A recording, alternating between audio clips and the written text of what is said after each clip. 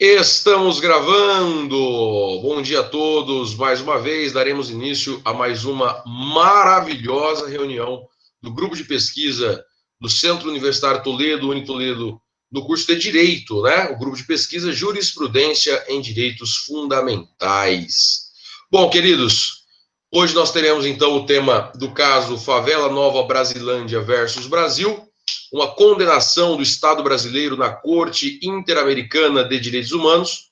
Fechando esse primeiro bloco, né, nós começamos na semana passada estudando uma DPF julgada pelo Supremo Tribunal Federal agora, né, durante a pandemia, sobre a proibição de operações policiais nas favelas do Rio de Janeiro em tempos de pandemia do coronavírus. Agora nós vamos fechar esse bloco com essa temática, né, estudando o tema da favela Nova Brasilândia versus Brasil.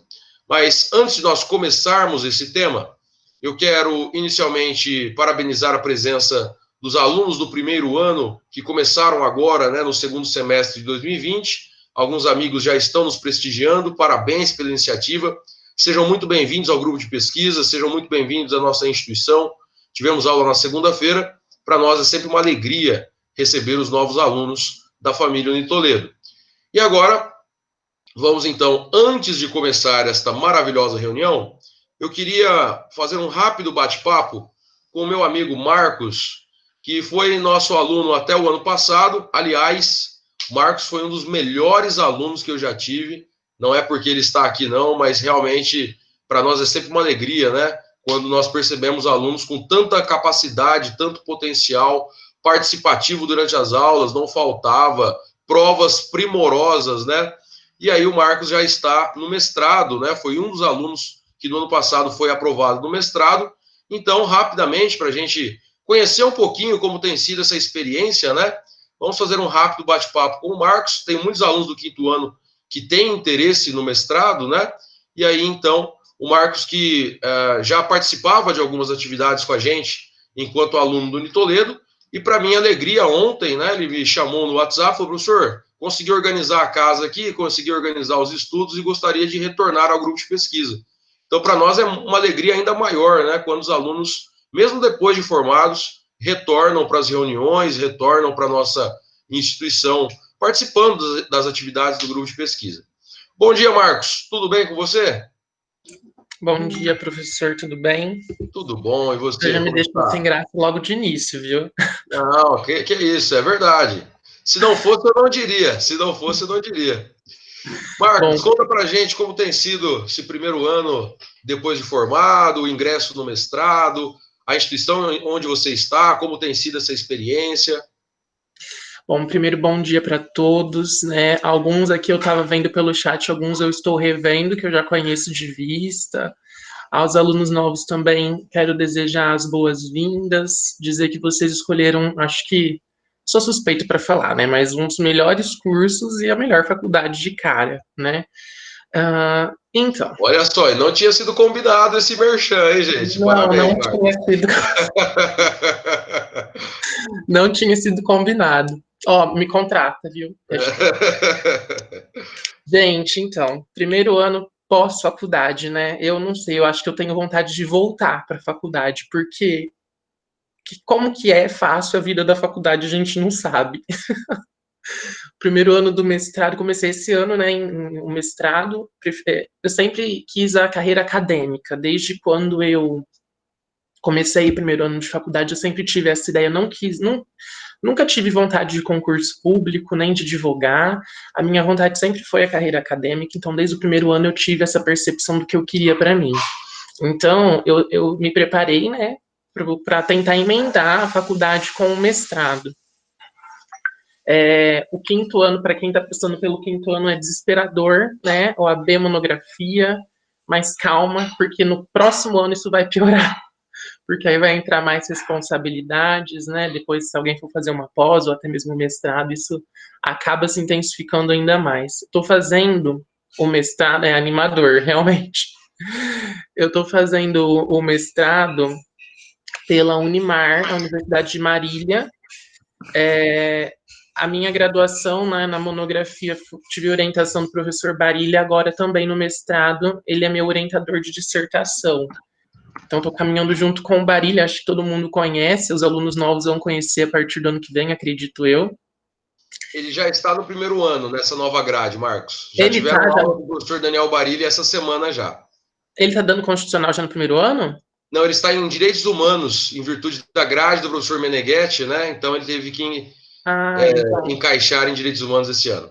Nossa, que bom. Então, eu estou tendo a orientação dele, tive a orientação dele na monografia, estou tendo a orientação dele no mestrado também. A gente está trabalhando um pouquinho sobre inteligência artificial e a inovação no poder judiciário. Uma coisa interessante, eu acho que assim, que eu vejo aqui, na verdade, com os alunos participando do grupo de pesquisa, já é um passo enorme para vocês terem maior êxito pós-faculdade, né? Eu falo isso por experiência própria, né? Eu tive algumas falhas na faculdade que foi não focar tanto em produção, né? E eu acho que o grupo de pesquisa vai colaborar muito com vocês em relação a isso, porque quem quer continuar depois com um mestrado, com um doutorado, exige-se muito publicação em periódicos, participação em congressos, simpósios. Eu acho que o grupo de pesquisa já é um bom impulso para que você comece essa produção. Não deixem para a última hora, não façam igual eu fiz, de deixar tudo para a última hora, porque meu quinto ano eu tive que ir atrás de artigo para publicar, eu tive que ir atrás de monografia, eu tive que apresentar OAB também, estudar, e é difícil. Eu acredito que agora esse ano está sendo pior ainda para o quinto ano, né? Porque aquela incerteza de quando vai ser o próximo exame, com aquela angústia, ansiedade de fazer a prova. Então, realmente, eu admiro muito quem está no quinto ano esse ano, enfrentando tudo isso. Sim. Ô Marcos, nós tivemos uma atividade nas férias que foi um projeto sobre elaboração de artigos científicos mesmo.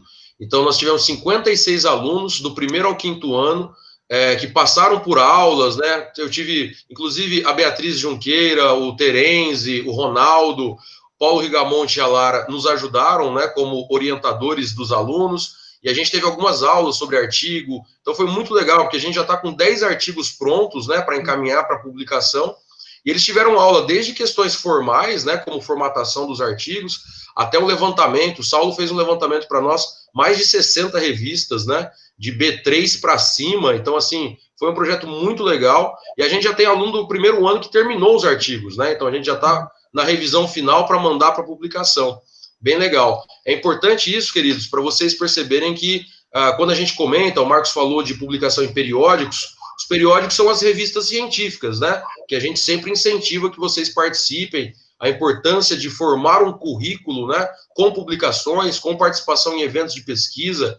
Esse ano foi um ano atípico, né? Tem sido um ano atípico, mas vocês estão tendo a oportunidade de participar de muita coisa online. Então, eu tenho, né, o meu querido amigo, o professor Wagner Menezes, que é o professor titular de Direito Internacional da USP, ele organizou o Congresso Brasileiro de Direito Internacional 100% pelo YouTube esse ano, né? Inclusive, você não precisava nem ter feito a inscrição, você poderia assistir as palestras pelo YouTube.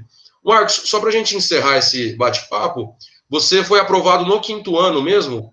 Fala para a gente como foi o processo seletivo, a Unimar, como o Marcos colocou, né? O professor Daniel Barilli, que é nosso professor aqui na instituição, também é professor lá. O professor Paulo Rigamonte, né? Terminou o mestrado na Unimar também. É uma instituição que a gente tem bastante carinho, né? Tem muitos amigos que estão ali. Como que foi o processo seletivo, o edital, as fases do mestrado, né? Do processo seletivo do mestrado? Sim, a questão eu fiquei super contente em saber que tem já aluno em publicação. Lá na Unimar, inclusive, eu tenho um professor que ele é quem faz as normas da BNT. Sim. Então, se alguém quiser xingar ele, pode mandar por mim que eu já transmito. Estamos gravando, hein? Estamos gravando. Exatamente. Então, não, então acho assim, esse contato que eu tive com ele também foi muito importante para essa produção acadêmica. Brincadeiras à parte, ele é uma pessoa super acessível.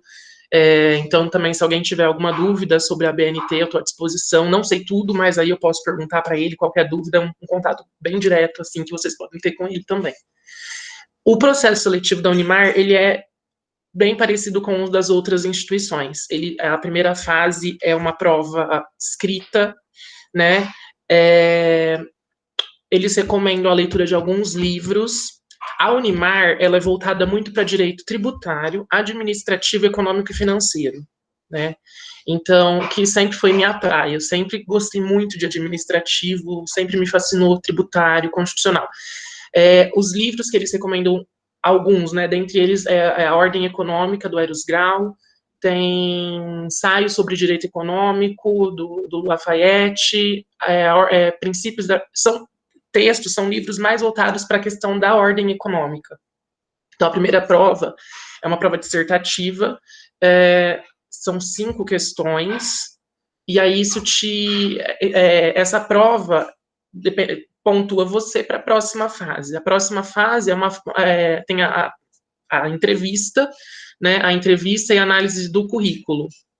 Na entrevista, acho que assim, o separador de águas, né, que a gente diz, é o divisor de águas, porque é ali que eles vão direcionar você se realmente o que você quer escrever se encaixa na linha de pesquisa que integra a faculdade, né? Então, não adianta você querer falar, por exemplo, de direitos humanos lá, você pode até querer falar, mas você tem que ter um viés mais voltado para a área de direito econômico, de direito administrativo, porque as linhas de pesquisa de lá trazem mais essa abordagem, então tem que casar os temas. Então, acho que quando vocês forem procurar uma instituição para fazer mestrado ou para fazer doutorado, vocês precisam verificar, na verdade, o que vocês querem escrever, né? Não adianta falar assim, eu quero tal faculdade, não adianta você querer uma determinada faculdade, uma determinada universidade, se o seu perfil não se encaixa com a linha deles. Por exemplo, eu prestei a UEMP em Jacarezinho, lá é mais voltado para direitos humanos, né? Só que esse nunca foi muito o meu vamos dizer assim, o meu gosto pelo direito. Eu sempre gostei mais da parte de administração pública, de direito tributário. Então, na verdade, consegui passar na prova escrita de lá, eu fiquei com um currículo, né? Então, eu passei na prova escrita e passei na prova de proficiência lá. E aí eu não consegui passar no currículo. Aí prestei a Unimar e já consegui passar, inclusive, na Unimar, com a prova de proficiência que eu já tinha feito, eu consegui eliminar essa fase.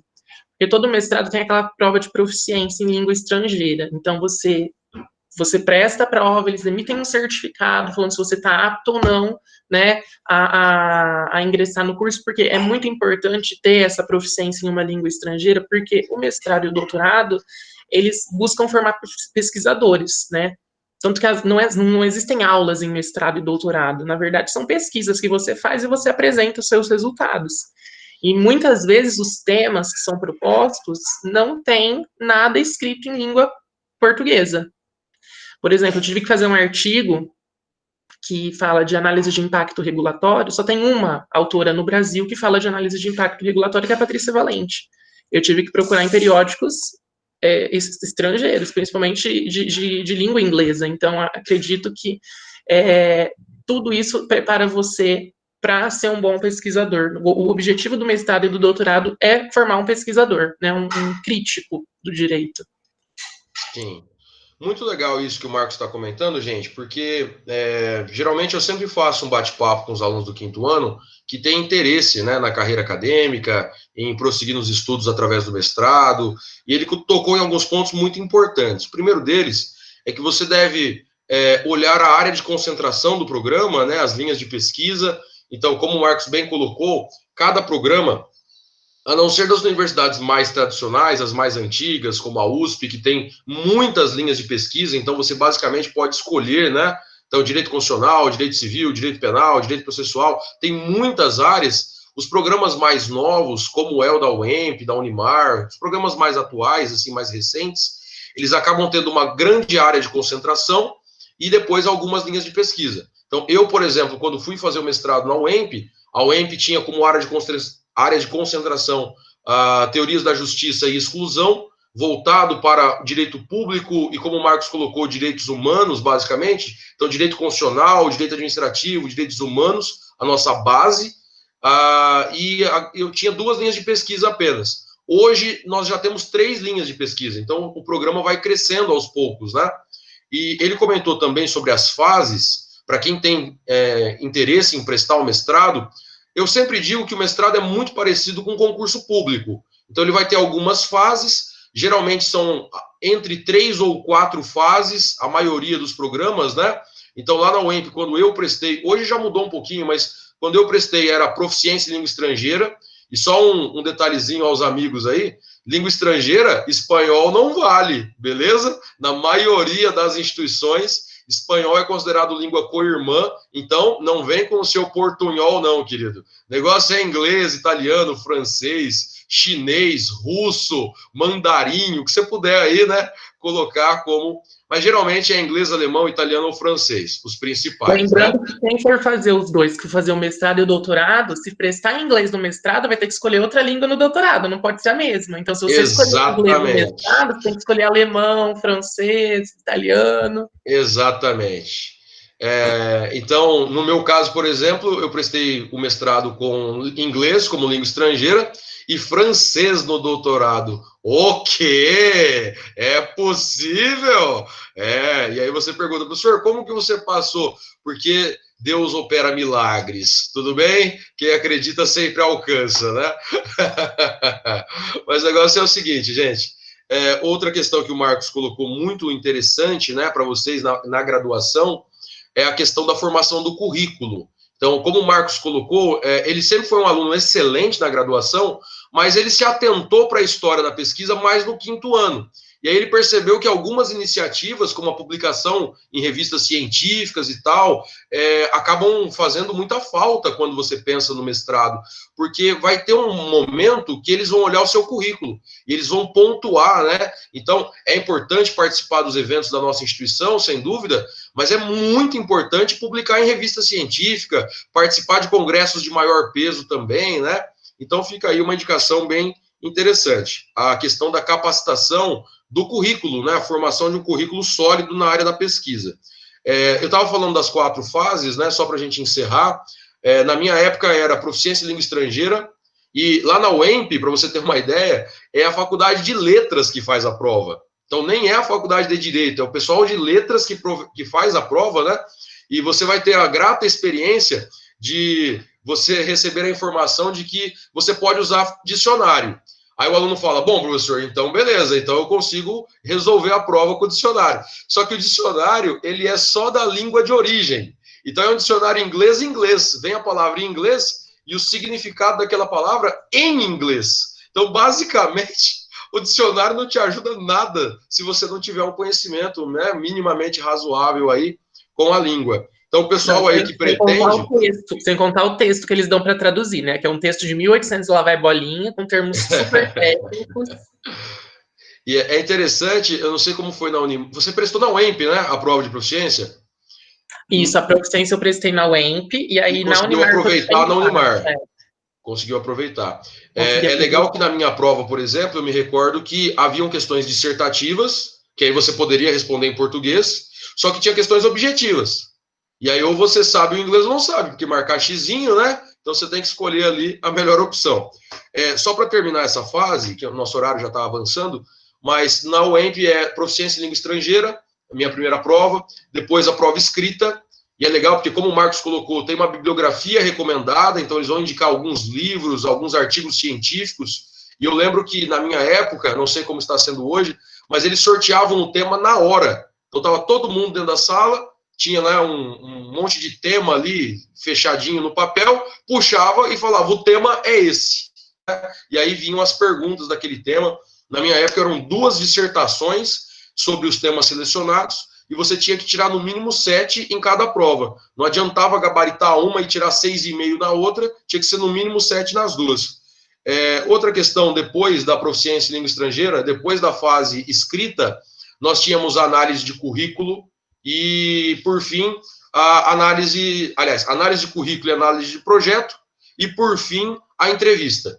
Então, 4 fases. Proficiência em língua estrangeira, prova escrita, análise de currículo e análise do projeto de pesquisa, que é uma etapa bem importante também, foi o que o Marcos comentou. Não adianta você buscar uma área que você queira estudar se não é a área de atuação daquela universidade. Você vai enfrentar dificuldades para conseguir ingressar no mestrado, né?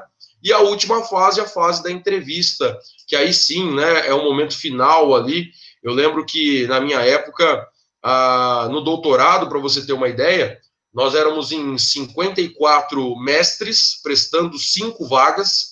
Dos 54 caía para 10, dos 10 tirava 5. Né? Na reta final selecionava 10, de 10 restava 5. E eu lembro que no doutorado que eu fui aprovado, junto com o professor Renato, foi uma prova tão tranquila que não chegaram 10 na última fase, só aprovaram 7. Então, de uma certa forma, a gente estava mais esperançoso, né? Mas, por outra, foi uma prova terrível, né?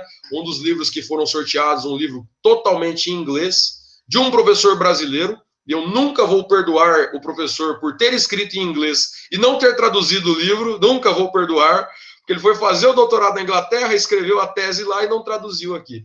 Mas aí, queridos, fica como experiência para vocês, né? O Diogo está perguntando, professor, o senhor havia comentado da galera do primeiro ano que está cursando Direitos Humanos, com o glorioso Barilli. Estou no último semestre, porém tenho na minha grade a matéria de Direitos Humanos devido à minha transferência. Queria poder compartilhar algum contato com esse pessoal abençoado, trocamos ou me adender no grupo referente a essa matéria tão importante. Se eu puder entrar em contato com alguém, agradeço desde já, obrigado. Bom, fica o Diogo aí, né, falando com o pessoal do primeiro ano, e aí vocês trocam informações depois. Beleza? Marcos, eu quero agradecer muito a sua presença aqui, seja sempre bem-vindo. Vamos marcar um dia para você apresentar também, né, liderar as reuniões. A Beatriz vai liderar uma das próximas reuniões sobre o inquérito das fake news. O Terence está sempre junto com a gente também, fez uma participação na aula, na nossa reunião passada. Paulo Rigamonte, a Lara, sempre passam por aqui, o Ronaldo. Para a gente é sempre uma alegria, né? Ex-alunos do Toledo que já estão aí nessa trajetória da pesquisa, consolidada, né? Já no mestrado. Para nós é sempre uma alegria. Certinho, Marcos? A gente não falou isso para desesperar ninguém, tá? Tudo é possível, com calma. Vocês estão super assessorados com o Moacir. E também, qualquer dúvida, tem a Beatriz, o Terence, pode me procurar também. Estou super à disposição de todos vocês para ajudar vocês, porque é angustiante, eu sei, mas com força todo mundo consegue juntos. Tudo é possível, né? É isso aí, é isso aí. E para nós foi uma alegria, porque no ano passado a gente teve 4 alunos aprovados no mestrado já no 5º ano, né? 4 alunos é muito significativo, né? A gente sabe que os processos seletivos são muito difíceis, então, como o Marcos colocou, é uma questão de se planejar, se organizar, né? Para conseguir alcançar os seus objetivos aí. Aliás, para nós tem sido uma alegria, porque a gente, além de um alto índice de aprovações na UAB, tem colocado os alunos do mestrado já no 5º ano, é uma grande vitória, né, de todos os professores aí que trabalham com a pesquisa. O professor Luciano Meneghetti também tem um grupo de pesquisa, o professor Daniel Barilli, por muito tempo, teve um grupo de pesquisa aqui na instituição, e além disso, esse ano a gente teve 2 alunos aprovados no concurso do Ministério Público, né, a Adriana Prates, lá em Minas Gerais, com 3 anos de formada, já conseguindo aprovação. Aliás, muito emocionante o depoimento dela, né? Ela falando na fase oral que vem de uma cidade muito pequena e que para ela era um orgulho, né, estar representando aí a cidade, enfim, a família. E o Pedro Enos, que já era promotor em Minas e passou no Ministério Público de São Paulo. Então a gente tem percebido aí, né, que a Toledo, graças ao bom Deus, tem atendido todas as frentes, né? Na advocacia, no concurso público, na vida acadêmica. Para nós é sempre um orgulho.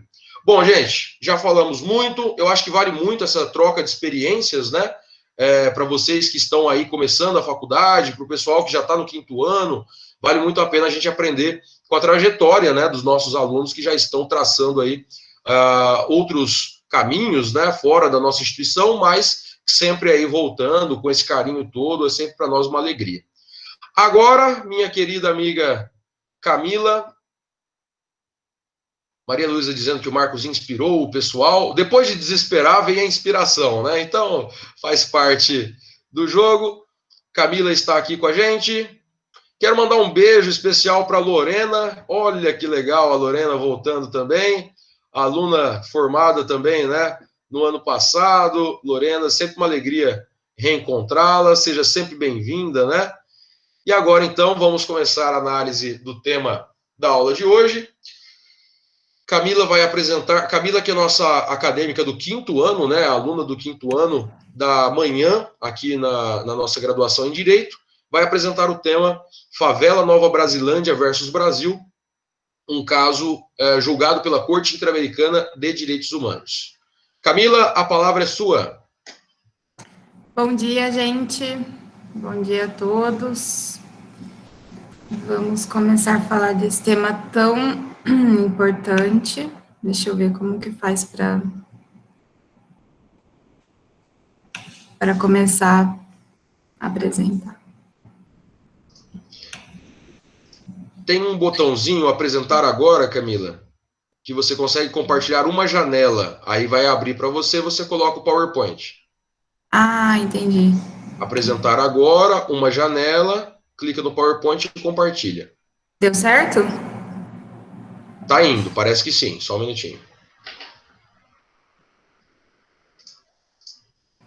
Me parece que todos conseguem ver bem, né? Manda um ok aí rapidinho, gente.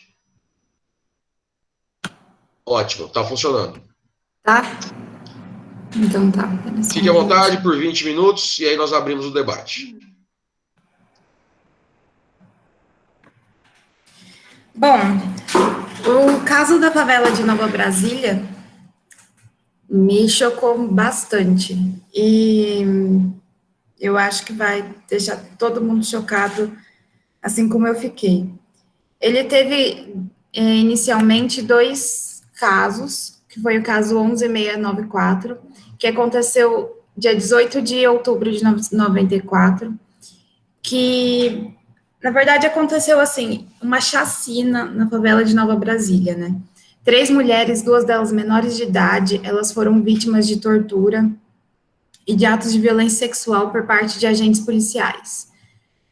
Os relatos delas são semelhantes, porque durante a chacina, assim, que começou por volta das 5 da manhã desse dia, todas as vítimas tiveram suas casas invadidas pelos policiais, que realizavam essa operação que chamava Operação Nova Brasília, que chocante é que tinha como objetivo realizar 104 mandados de prisão temporária. Então, assim, era uma operação pacífica, mas que teve esse resultado. É chocante pela falta de preparo policial, mas que a gente vai falar depois, né? E aí essas mulheres, elas foram espancadas e violentadas sexualmente para que elas indicassem onde estariam os traficantes. Após a chacina e acabar lá, os moradores de Nova Brasília, eles ainda denunciaram que eles foram obrigados a remover todos os corpos das vítimas, colocando em carros para que fossem retirados da comunidade. Eles ainda relataram que as pessoas que ainda estavam, tipo, sofrendo, agonizando ali, eles eram chutados pelos policiais e ainda assim, tipo, retirou totalmente a dignidade humana daquele pessoal, né? Tanto dos moradores que estavam recolhendo os corpos, quanto das pessoas que estavam agonizando nas ruas. O segundo caso é o caso 11566, que foi poucos meses depois, né, em maio de 95, a Polícia Civil entrou na favela de Nova Brasília com uma outra operação policial com o objetivo de prender alguns traficantes. Durante essa operação policial, houve um confronto armado entre a polícia e os traficantes que resultaram na morte de mais de 13 pessoas, mais de aproximadamente 14 pessoas. Os cadáveres inicialmente não foram identificados. Dentre essas 14 mortes, 3 traficantes morreram no local da operação. Um morreu por bala proveniente de um helicóptero da polícia. 2 foram encontrados sem vida nos becos da comunidade e 8 estavam, por relato das testemunhas do caso, eles se renderam numa casa e mesmo assim a polícia entrou e atirou em todos eles e todos eles morreram. Quando esses 2 casos foram levados para a corte, para a Comissão de Direitos Humanos, eles decidiram juntar esses 2 casos, de acordo com o artigo 29, inciso 1 do regulamento da comissão, e fazer o caso que fosse apenas o 11566. E porque os relatos eram aproximadamente, tipo, semelhantes. Os pontos alegados pelos peticionários que depois acabou sendo um caso só, foi que ambos, o inquérito, pelo menos assim, passou 5 meses, até quando foi instaurado o caso para a Comissão dos Direitos Humanos, e nada tinha sido concluído, e o prazo para inquérito policial é de 30 dias, salvo em casos de difícil elucidação, mas que não foi nesse caso. Eles não realizaram nenhum exame balístico para saber o que aconteceu no dia do crime, não fizeram nada. Existem contradições de testemunhas que não foram sanadas. A promotora que atuou no caso, ela disse que está de acordo com a versão apresentada pela polícia e sustenta que todas as vezes que a polícia atirou foi em legítima defesa. E isso contradiz muito com o caso das testemunhas que disse que todos os 8 traficantes que entraram na casa se renderam e depois a polícia entrou e atirou em todos. Como, né, isso aconteceu? Como que é a legítima defesa nesse caso? Além disso, eles alegaram que o Brasil descumpriu o artigo 4º da Convenção Americana de Direitos Humanos, que trata do direito à vida. E eles solicitam a indenização aos familiares e uma investigação adequada, julgamento e punição dos responsáveis. Os pontos alegados pelo Estado, teve 2 pontos aqui que não foram controvertidos pelo Estado. Eles não falaram nada sobre a posição da promotora e sobre a mora pelo inquérito, né, porque 5 meses depois e nada havia sido concluído. E eles alegaram ainda que as mortes ocorreram devido a uma disputa de grupos rivais de traficantes. Em nenhum momento eles alegaram que foi uma operação policial que deu errado, que tinha como objetivo cumprir aqueles 104 mandados de prisão, e em nenhum momento deu certo, aconteceu, na verdade, uma outra chacina, poucos meses depois da de 94. O Ministério Público, eles alegaram que ainda estava reunindo provas, e que, enquanto não prescrevesse a ação penal, não seriam esgotados os recursos internos. Tipo assim, zero sensibilidade com o caso, né, o Estado apresentou. E aí eles alegaram ainda que vão reabrir o caso assim que fatos com validez suficiente surgirem. O relato das testemunhas e tudo, eles tiraram totalmente a validez, né? Chocante. Bom, a comissão repassou o relatório de mérito em 31 de outubro de 2011, passou bastante tempo do caso, e aí eles chegaram em conclusões como que a comissão reconheceu que o Estado violou os direitos consagrados nos artigos 4, 5 e 5.1 e 5.2 da Convenção Americana, em relação aos meninos assassinados. Em relação às meninas que foram torturadas, eles violaram os artigos 5.2, 11 e 19 da Convenção Americana. A comissão ainda passou recomendações para que o Estado brasileiro tivesse, quando fosse tomar essas medidas de operações policiais, como conduzir uma investigação exaustiva, imparcial, porque a investigação se mostrou totalmente parcial, né, em todo momento, e num prazo razoável, porque toda a investigação, o prazo de inquérito é 30 dias, salvo alguns casos, mas nesse passou 5 meses e nada tinha acontecido.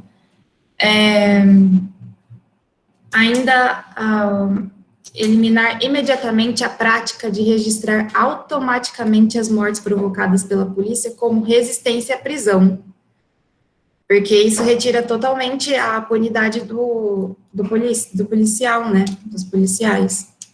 Erradicar a impunidade da violência policial em geral, adaptando a legislação interna. Aí a gente teve também a legislação que mudou há pouco tempo atrás, da lei de abuso de autoridade, que é um ponto importante para a gente falar aqui no debate. Implementar planos para modernizar e profissionalizar as forças policiais, capacitar adequadamente os policiais sobre como tratar de maneira efetiva e eficiente as pessoas oriundas de setores mais vulneráveis da sociedade, inclusive crianças, mulheres e residentes das favelas, buscando superar o estigma de que todos são pobres e criminosos.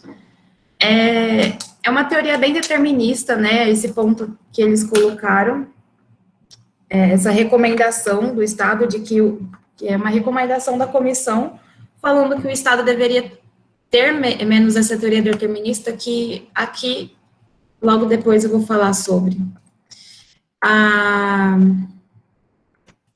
Nesse ponto de implementar os planos para modernizar e profissionalizar as forças policiais, fica claro, né, que quando eles têm uma operação para realizar 104 mandados de prisão, e aí eles acabam com todo esse tipo de chacina e, enfim, eles não têm inteligência nenhuma, não tem nenhum tipo de organização, né? É um descaso mesmo. A sentença da corte se deu da seguinte forma: ela julgou que o caso das meninas deveria ser considerado tortura, porque elas foram, o caso aqui nos tribunais internos do Brasil, elas foram vítimas apenas de abuso sexual, de violência sexual, mas a corte falou que elas tinham que ser considerado como se sofresse tortura, porque elas apanharam e depois foram abusadas sexualmente para fornecer informação sobre onde estava o traficante, né? E causaram graves danos para elas físicos e psicológicos, assim, para a vida inteira, né? Julgaram ser inadmissíveis os obstáculos processuais que impediram as investigações, violando os direitos humanos, porque a todo momento o Estado ele afirmava que, porque como foi longo a tramitação desse processo todo, eles alegavam que havia prescrito e não sei o quê. Tipo, todo momento eles alegavam algum obstáculo processual interno do direito processual do Brasil, do direito processual penal, e a corte teve que dar essa cajadada neles, julgando ser inadmissíveis qualquer obstáculo para impedir as investigações. Ainda obrigou o Estado a realizar pagamento das indenizações a título de danos morais e materiais e reembolso das custas durante toda a organização do caso, as familiares e as vítimas dos dois casos, né? E ainda declarou improcedente a posição do Estado, desde a sede preliminar até as reparações de danos e custos, e deverão seguir todas as recomendações propostas pela Corte. Daí aqui são os pontos relevantes que eu achei do caso sobre a teoria determinista, né? Porque a polícia, a partir do momento que ela começa uma operação, ela pressupõe de que não precisa de mandato judicial para entrar na casa das pessoas, elas apenas invadem, porque elas pressupõem que todo mundo ali é traficante, todo mundo ali pratica algum crime, faz parte de algum tipo de organização criminosa. E o descaso do Estado perante todas as pessoas que residem na favela, uma falta de organização inteligente para organizar as operações, não só organização para organizar, não reparei nisso, mas para continuar com as operações policiais, né, porque não possui nenhum tipo de inteligência, não é, nossa, né, e a insistência do Estado em apontar obstáculos processuais e evitar continuidade das investigações dos casos, esse ponto me deixou bastante chocada, porque a todo momento os peticionários falando sobre o descaso da polícia com os moradores da favela, eles apenas apontando pontos processuais, como se tivessem passado um pano por tudo aquilo que aconteceu, como a promotora do caso agiu mesmo, né? E as operações policiais, elas seriam uma guerra não declarada contra o povo da favela, porque tudo isso que aconteceu, você vê em filmes de guerra, né, tipo, é porque a gente mora aqui no interior do estado de São Paulo, a gente não tem uma favela do lado de casa, para saber como é, então, aquilo que a gente tem como ideia, a gente tira de filme, e é um cenário de guerra. Imagina 5 horas da manhã, chega helicóptero, chega camburão de polícia na sua casa, todo mundo entra, invade e começa a bater em você e para perguntar onde está tal pessoa. É um cenário de guerra, né? Eu acho que existe uma guerra não declarada por não ter um tratado de guerra, mas viola todos os tratados de direitos humanos, isso. E isso, é um descaso, né? São vários pontos importantes para a gente discutir sobre o caso da favela de Nova Brasília. Obrigada, foi essa apresentação. Muito bem. Quero parabenizar a Camila pela exposição, de forma muito didática, né, muito bem organizada aí. É um tema muito delicado, né, como foi também na última reunião, mas eu vou fazer apenas algumas observações para contextualizar, né, alguns amigos que estão chegando agora, um pouco mais novos, enfim, e eu já abro a palavra. Temos alguns amigos aí que já estão se inscrevendo para fazer as suas intervenções, né? O Fernando já pediu a palavra aqui. Deixa eu ver quem mais. Bom, daqui a pouquinho a gente vai liberando aí a palavra para vocês. Vocês podem perguntar alguma coisa para a Camila ou podem fazer uma observação, né, pessoal mesmo sobre o caso, tendo em vista que a ideia é que vocês tivessem lido, né, a sentença da Corte Interamericana para conseguir participar melhor aqui do debate. Agora, mesmo os que não leram, né, se tiver alguma questão, pode também trazer aí para a discussão. Primeira questão importante, gente, é que é uma decisão da Corte Interamericana de Direitos Humanos, ou seja, é um tribunal internacional. O Brasil faz parte do sistema interamericano de direitos humanos.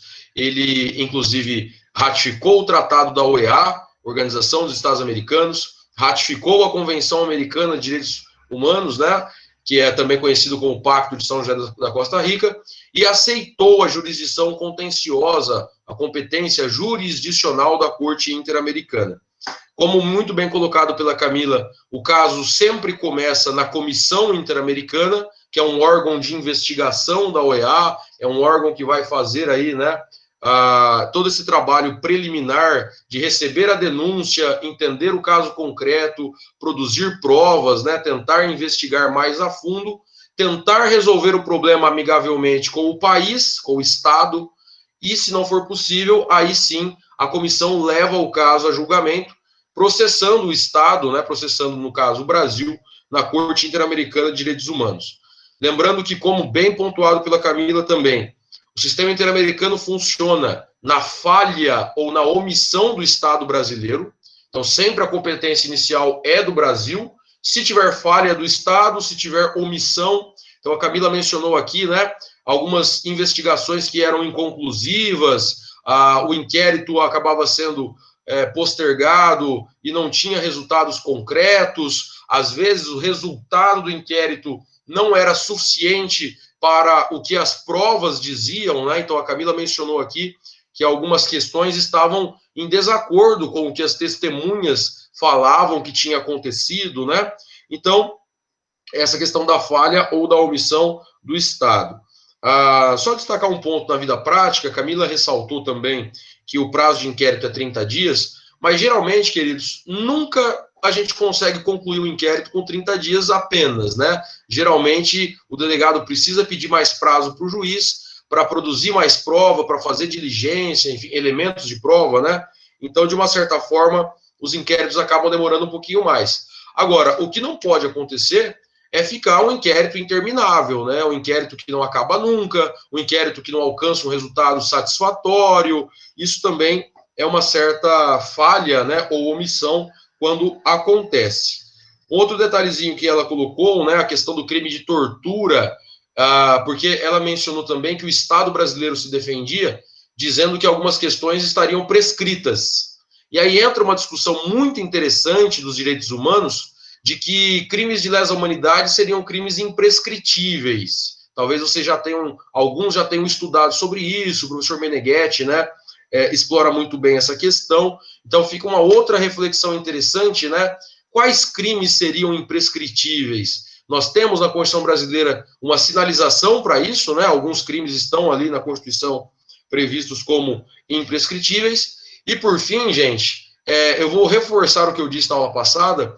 Sempre que nós tratamos de temas envolvendo a Polícia Militar, eu sempre tenho uma preocupação a mais, né? Porque a gente não pode confundir alguns maus elementos que estão na polícia e também estão na advocacia, também estão em outras áreas da sociedade, mas, a bem da verdade, é que nós temos excessos muitas vezes, né? Então, Camila mencionando aqui algumas operações que estavam em desacordo com a legalidade. E isso não é a minha opinião ou a opinião da Camila. Isso é uma sentença de uma corte internacional, né? Então, o tribunal investigou e chegou nessa conclusão. Olha, nesse caso especificamente, aliás, quero fazer uma correção. Eu tenho um grande amigo que mora em Nova Brasilândia e eu acabei confundindo o nome, né, do caso aqui. Caso Favela Nova Brasília, né, versus Brasil. Mas a questão, queridos, é que, primeiro ponto fundamental, é observar a importância de nós conhecermos os sistemas internacionais de proteção a direitos humanos. O professor Meneghetti, o professor Daniel Barilli trabalham esse tema na graduação. O segundo ponto fundamental é demonstrar que o Brasil é responsabilizado por tribunais internacionais, muitas vezes. Então, a gente tem, né, envolvendo Polícia Militar, algumas chacinas que já foram consideradas pela Corte Interamericana como responsabilidade do Estado brasileiro, né? E, por fim, o último detalhezinho que eu gostaria de mencionar, e isso é uma questão que me toca, né? Uma questão que me chama muita atenção. Às vezes, queridos, o trabalho que é desenvolvido pelo Estado acaba não sendo a realidade do caso concreto. Então, a Camila mencionou aqui que o Estado tentava se defender, dizendo que deveria aguardar o esgotamento dos recursos internos, mas eu vou dar um exemplo para vocês de um outro caso, a primeira condenação do Brasil na Corte Interamericana de Direitos Humanos, o caso Damião Ximenes Lopes versus Brasil. O Damião Ximenes foi morto, né, foi assassinado numa clínica vinculada ao SUS, Sistema Único de Saúde, sistema público, né, que nós temos no Brasil. Ele foi espancado até a morte, era uma pessoa que tinha algumas patologias, né, algumas doenças aí que o incapacitavam, não tinha todas as faculdades mentais perfeitas, mas, na verdade, o Daniel Ximenes foi espancado até a morte e o laudo necroscópico, no caso do Daniel Ximenes, saiu como morte natural. Então, você imagina para a família saber que o menino, que era 30 e poucos anos, né, ele foi espancado até a morte e o laudo, morte natural. Então, dá para fazer esse paralelo com o que a Camila estava dizendo. Olha, a investigação estava indo por um caminho que as testemunhas diziam que não era daquela forma, né? E aí tem essa questão que ela colocou também muito importante do estigma, né? Nessa ideia de que se é favela, é local ou lugar de marginalidade, de crime, de pobreza extrema e associando a pobreza à criminalidade. A gente não pode, né, ter uma visão aí rasa como essa, embora a gente saiba que, infelizmente, né, existe realmente muito crime, né, inclusive facções criminosas, tráfico de drogas, enfim, que acabam muitas vezes se destacando em algumas favelas. A gente tem que lembrar que não pode ser feita uma generalização como se todo mundo fosse bandido, como se todo mundo ali que mora naquela localidade, né, fosse o infrator da lei. E um outro detalhezinho que a Camila estava apresentando e me chamou a atenção, eu lembrei de uma discussão, Camila, você comentou que eram muitos mandados, né, mandados ali de busca e apreensão, mandado de prisão, enfim.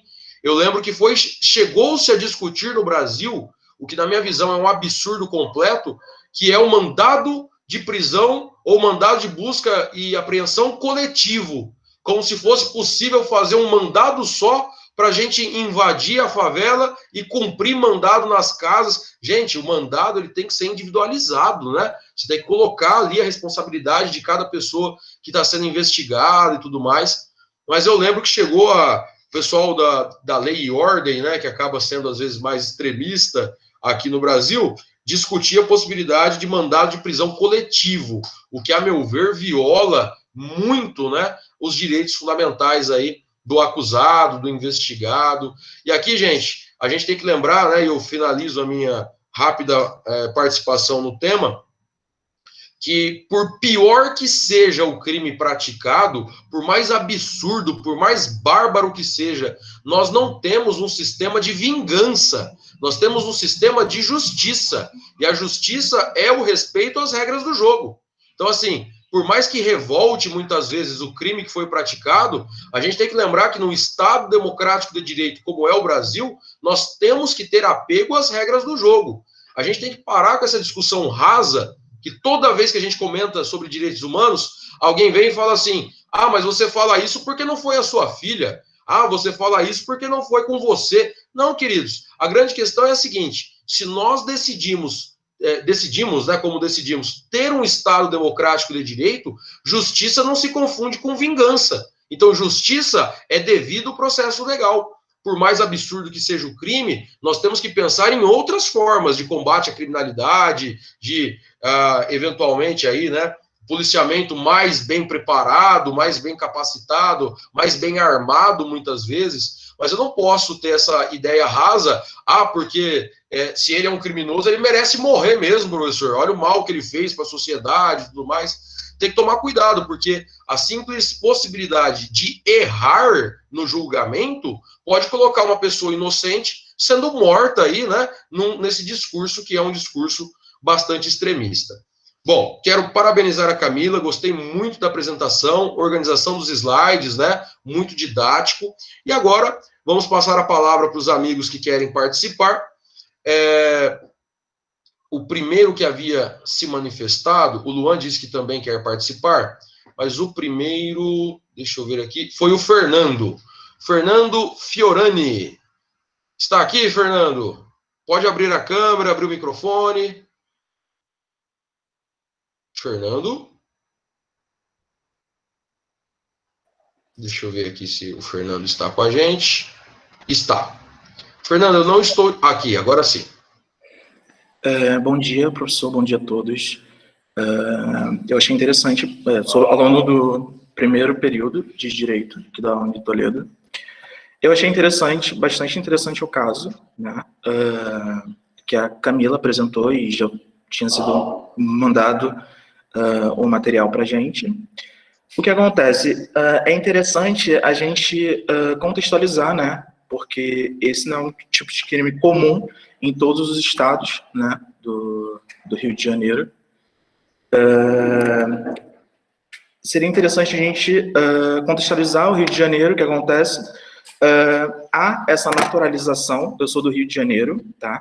Há essa naturalização e essa normalização, né, de morte de pessoas, principalmente de situações de risco, né, de situações de deficiência, à margem, né, pessoas à margem, e trata-se de um sistema totalmente viciado, né, pelo poder público. O que a gente, com base nesse caso, a gente pode pensar no que a gente aprendeu, por exemplo, com a chacina da Candelária, né, em 93, e o que a gente aprendeu, deixa eu só colocar a câmera aqui, está aparecendo. E o que a gente aprendeu com a chacina da Baixada, né, da Baixada Fluminense, em 2005, né. No Rio de Janeiro tem esse histórico onde a polícia e a criminalidade, ela possui uma relação muito próxima, muitas das vezes, né, onde há essa banalização da morte, ou seja, esses crimes, eles são, muitas vezes, retirados, engavetados, colocados, arquivados, são arquivados, etc., por conta dessa normalização, né? Principalmente no estado do Rio de Janeiro, não só na região norte, né, como periferias, Baixada Fluminense, Niterói, etc. Tanto que as pessoas, tem vários movimentos, inclusive de alguns partidos políticos, que propõem a desmilitarização da polícia militar, né, com base nessas características que a polícia ela apresenta e vem apresentando há anos. O que eu gostaria de deixar aqui como contribuição, né, eu estou no primeiro período de Direito ainda, não tenho esses termos jurídicos que estão sendo apresentados, mas eu achei bastante interessante o caso e eu me senti um pouco familiarizado, né, por ser de lá. O julgamento, né, no caso, deveria ser mais preciso, na minha opinião, né, e diversos questionamentos deveriam ser feitos com base nas ações, né, que a polícia propõe e faz ao entrar em uma favela, em uma comunidade, nas periferias, etc. Basicamente isso, eu acho que eu não contribuí muita coisa, mas é isso. Não, Fernando, parabéns, cara. Parabéns pela iniciativa de estar no primeiro ano já participando aqui da reunião do grupo, né? E você que tem uma visão de dentro do estado do Rio, de ser, né, morador aí do Rio de Janeiro, a Camila destacou algo que eu acho fundamental. Para nós que somos do interior de São Paulo, muitas vezes nós não temos a real dimensão do que é, né, a favela, do que é o contexto social ali. A gente sabe que o estado do Rio, infelizmente, tem passado por muitas dificuldades na gestão pública. Basta ver que os últimos governadores, quase todos aí estão presos ou então enfrentando processos, né? E a gente sabe que, infelizmente, existe um problema seríssimo envolvendo milícia, envolvendo intervenções policiais que não deveriam existir, né? Totalmente à margem da legalidade. Mas parabéns pela colocação. É muito interessante que você comentou sobre a história, esse ponto sobre desmilitarização da polícia. Eu tenho ouvido muito, né, alguns debates sobre isso. Muita gente também defende uma unificação da polícia, para a gente não ter mais apenas carreiras diferentes, como polícia civil e polícia militar separadas. A ideia seria unificar a polícia. Então, tem algumas discussões envolvendo segurança pública. Eu sempre tenho um pouco de cuidado para falar desse tema, porque não é a minha área de pesquisa, né, especificamente. Eu não tenho estudado segurança pública de forma aprofundada, mas o caso da favela Nova Brasília é um caso que realmente chama muito atenção, porque existe um reconhecimento internacional. Então, uma Corte Interamericana de Direitos Humanos reconhece que houve excessos, né? Reconhece que houve violações a direitos aí, e recomenda ao Brasil que tenha um sistema mais efetivo na punição, na investigação desses casos concretos, e também na preparação da força policial, né?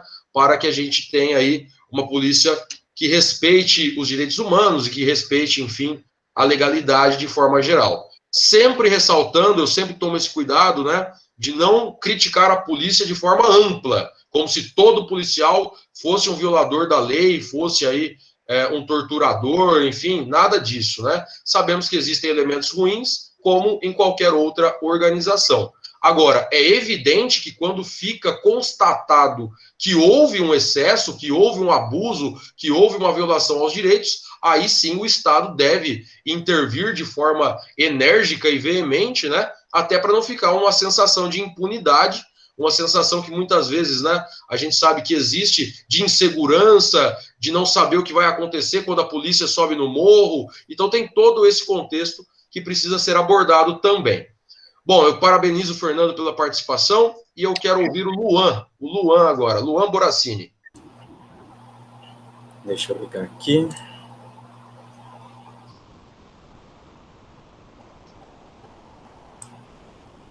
Estou aparecendo? Estão me ouvindo? Ouço bem. Deixa eu ver. O pessoal está dizendo que sim, Luan. Deixa eu colocar aqui. Também vejo bem, né? Tudo bem. Som e imagem perfeito. Bom dia, professor. Bom dia a todos.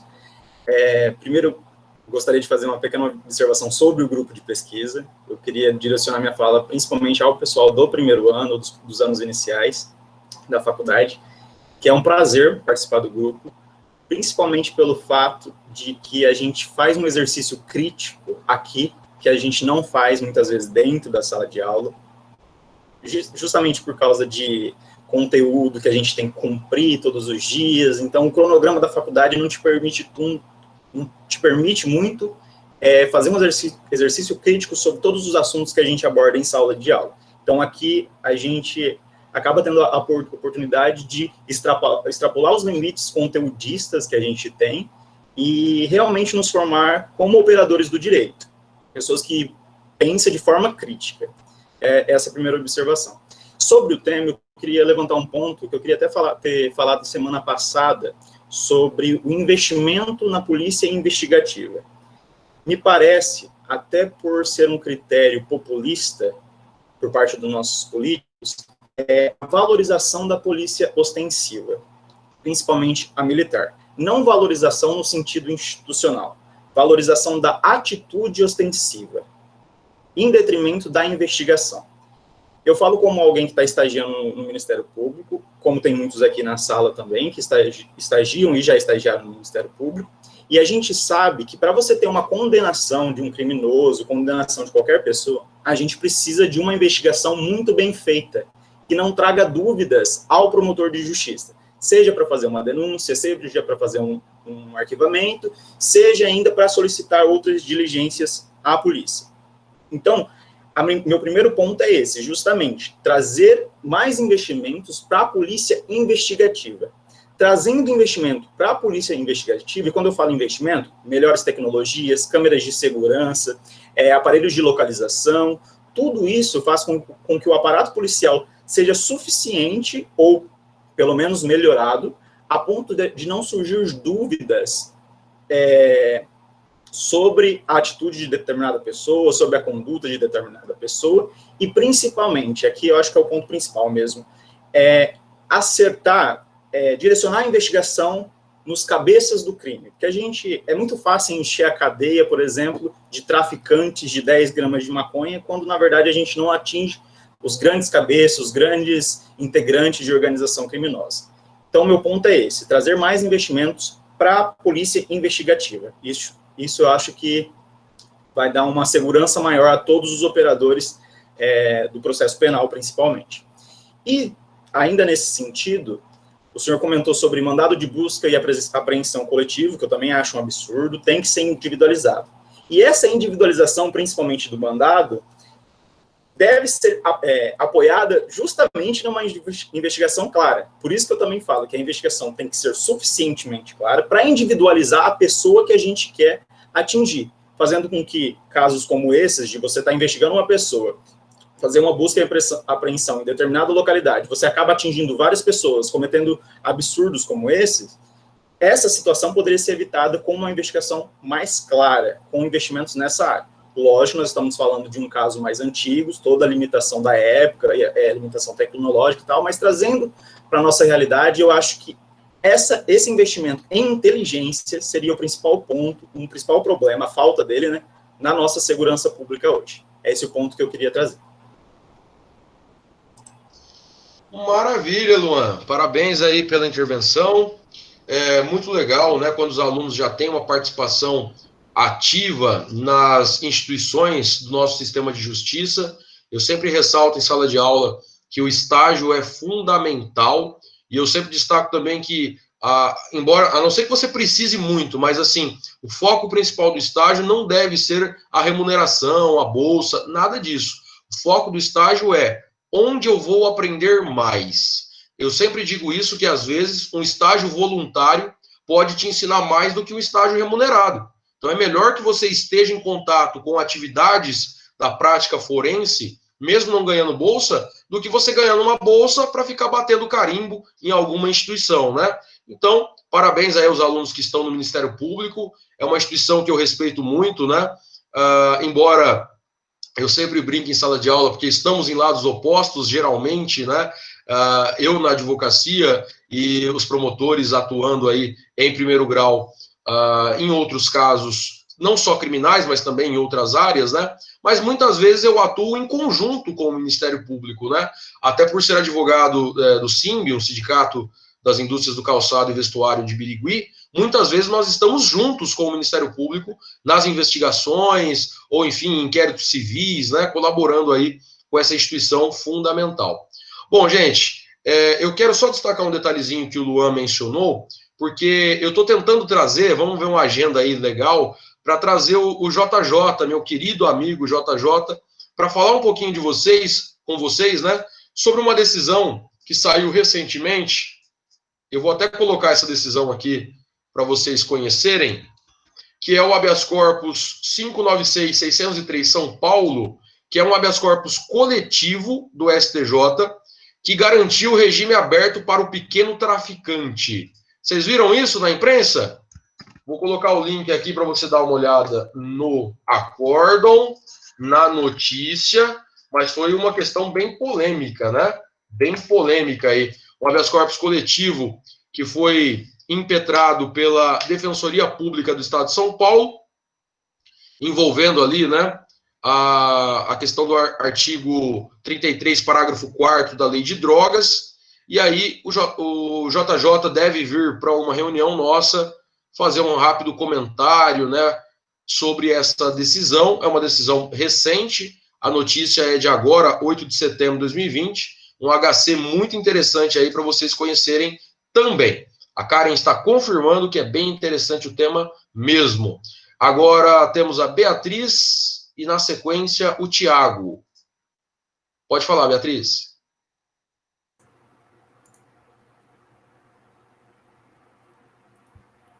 Oi, gente, tudo bem? Aparecendo aqui com cara de sono mesmo. Primeiramente, eu queria ressaltar que eu vou me arriscar a falar a minha opinião nessa área, porque não é a área a qual eu tenho domínio, né? Mas, enfim, vamos lá, o grupo, como o Lua destacou, é para isso mesmo, né? Para a gente dividir conhecimento. Quanto ao que o Fernando falou sobre a falta de objetividade da sentença, é algo que eu queria falar um pouquinho, porque, como a Camila mesmo destacou, a Corte Interamericana, ela profere recomendações, né? Não há nenhuma obrigatoriedade do Brasil em cumprir. E a gente tem como base de outras recomendações proferidas por essa corte que o Brasil, na maioria das vezes, não se importa muito com cumprir ou não, né? As recomendações e muito menos com a sua visão do exterior, né? Às vezes ele nem não tem essa importância sobre sua boa conduta com o exterior, na minha opinião. Quanto a isso tudo que o Lua falou sobre a maioria dos políticos no Brasil vangloriar essa atuação ostensiva da polícia, tanto civil, militar, eu acho que que a gente tem que falar muito sobre a cultura intrínseca nisso, né? Porque a gente vê pessoas mais velhas possuem essa cultura de que bandido bom é bandido morto e que a segurança é passada para a gente só quando há essa atuação ostensiva. E eu acho que o que a gente tem que realmente prezar, ter como objetivo, é a preocupação com a ressocialização, né? E é isso. Quanto ao mandado coletivo, que vocês tinham falado, ao meu ver, ele não tem nem como existir, né? Ao meu ver, é totalmente ilegal. Mas é isso aí. Espero ter contribuído um pouquinho. Muito bom, Beatriz.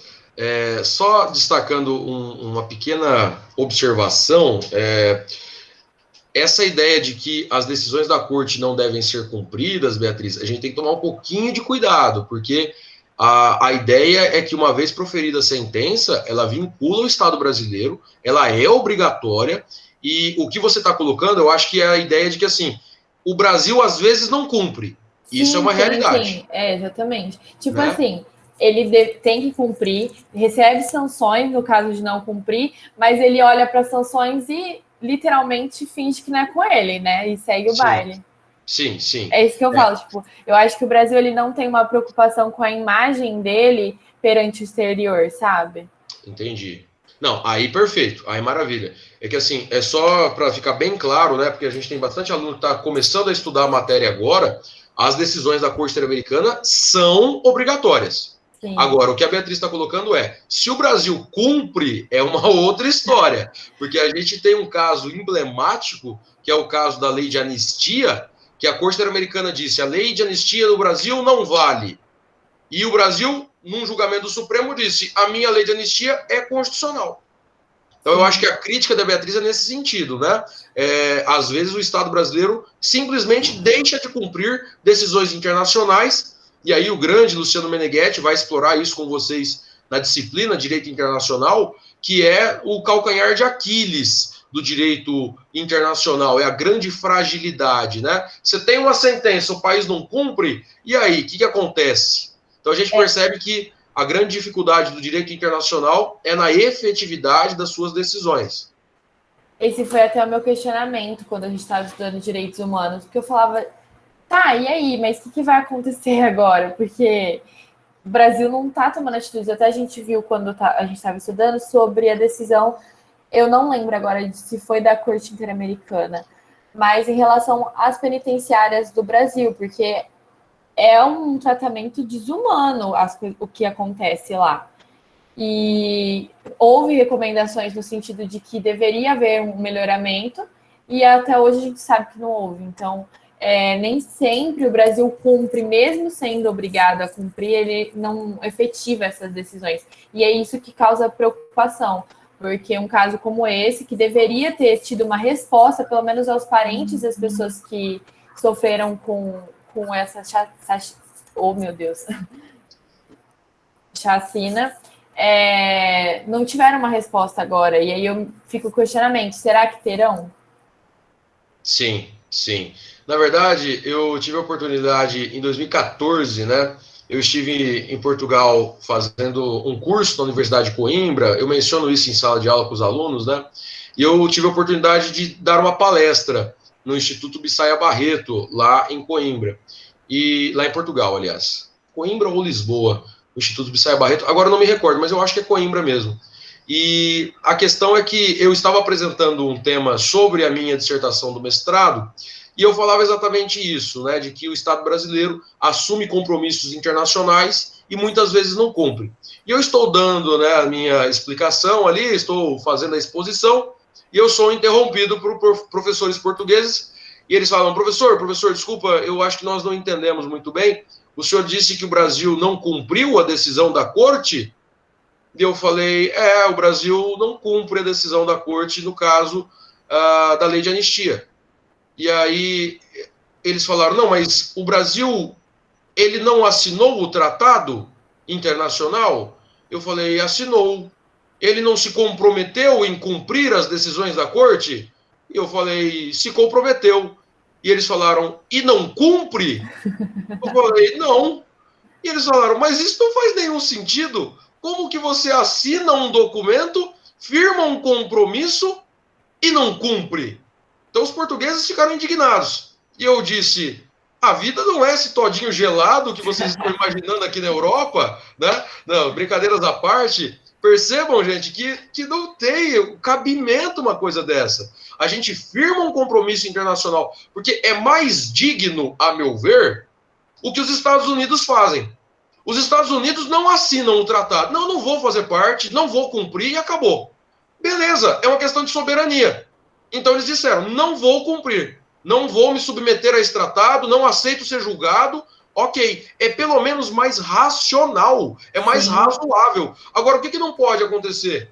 Você firmar um compromisso internacional e não cumprir. Então, eu acho que a crítica da Beatriz é muito pertinente nesse sentido. Eu tentei estudar um pouquinho sobre isso no mestrado, né? Porque a Karen fez um comentário que eu achei maravilhoso aqui, né? A Karen disse assim, a Corte Interamericana fala, não pode. E aí o Brasil pensa, será? Bem isso. Então, muito boa aí na colocação.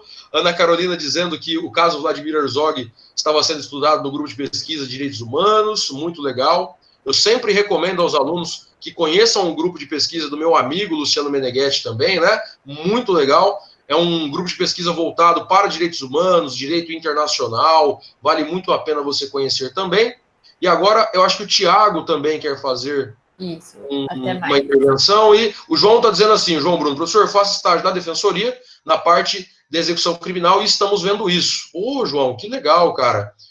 Estão vendo o que especificamente? Se você quiser comentar no finalzinho da aula, da reunião, fique à vontade. Vamos, em virtude do horário, né? Eu tenho mais 2 oradores, tenho o Tiago e a Micaele. Vamos lá, Tiago.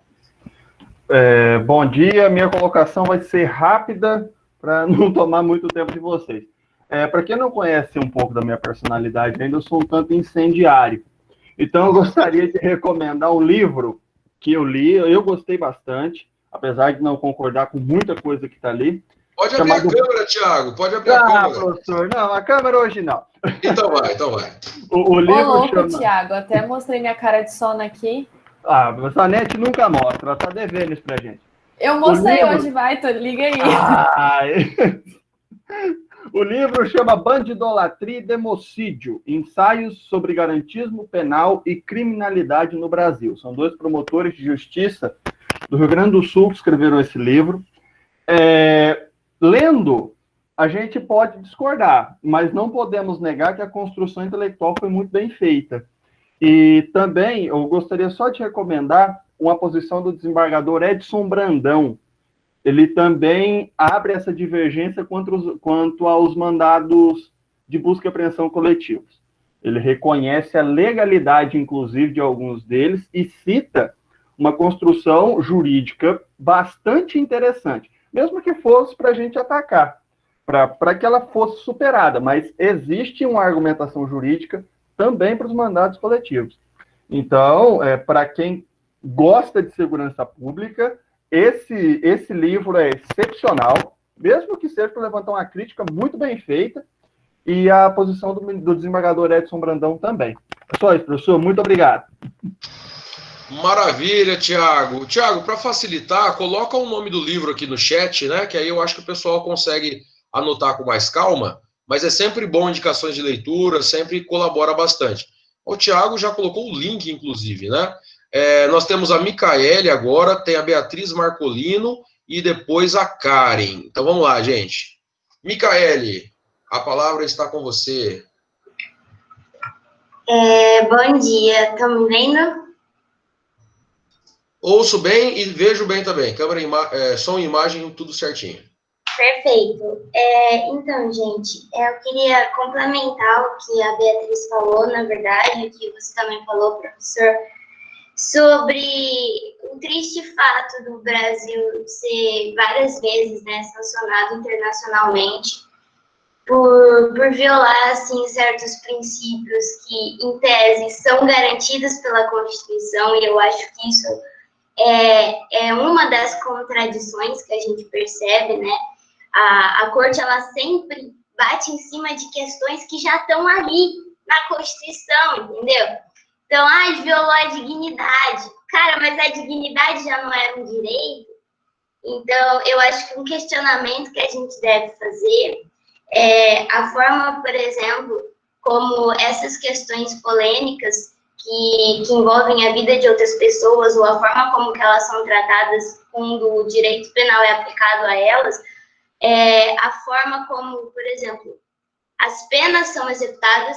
Então, por exemplo, vai desde o cumprimento do mandado até dentro da penitenciária e, posteriormente, quando a pessoa sai.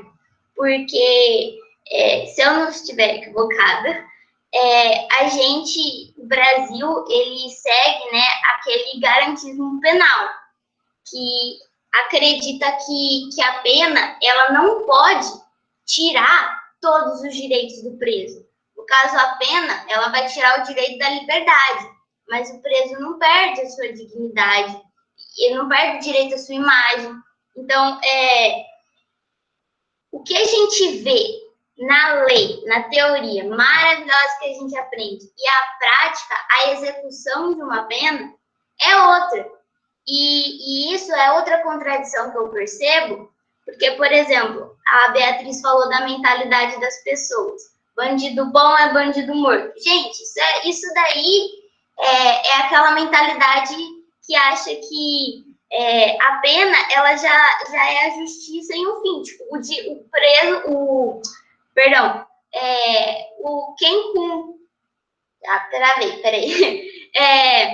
quem comete um ilícito já deixa de ser ser humano ali, tá ligado? Desculpa, não pode falar esses termos, perdão.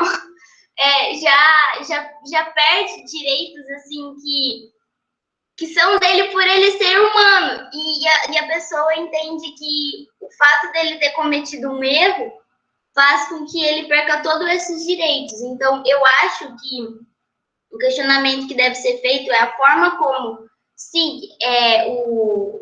os policiais agem, mas também a forma como o judiciário olha para essas ações, porque se a gente tivesse, de fato, um questionamento incisivo na forma como essas pessoas estão sendo tratadas, né, como todo favelado é criminoso na visão da maioria, se a gente tivesse, de fato, um questionamento dentro do país sobre como isso é feito, a gente não ia precisar tomar sanção direto sobre coisas que a gente já tem garantido, sobre coisas que a gente sabe que não pode, entende?